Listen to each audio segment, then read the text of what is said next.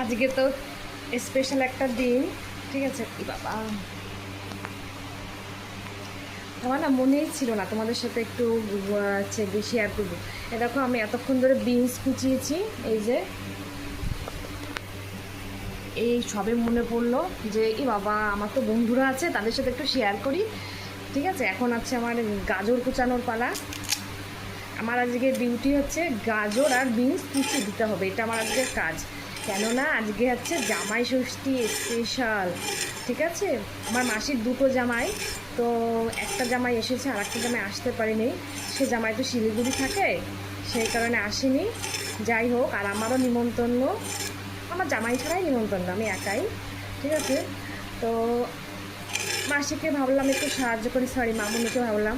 তো রান্নার যে দিদি, সে দিদি তো আজকে ভীষণই ব্যস্ত। ঠিক আছে, তবু ভাবলাম বসে থেকে কী করব, যদি একটু সাহায্য করা যায় সেটাই ভালো। ঠিক আছে, দেখো আমার মনেই নেই তোমাদের কথা, নাহলে আমি যখন কুচকুচ করে বিনস কুচালাম তখন যদি তোমাদের সাথে একটু শেয়ার করতাম, ভালো লাগতো। ঘুমের থেকে উঠেছি, ওঠার পরে মামুনি বলে, এই আজকে কিন্তু একটু কাজ করতে হবে। আমি তো ভাবলাম, ওরে বাবা কী কাজ, কী কঠিন কাজ। বলছে বসে বসে একটু বিনস আর গাজর কুচিয়ে দেবা। হ্যাঁ, আমি বলছি ও মা, এটা কোনো কাজের মধ্যে পড়ে নাকি?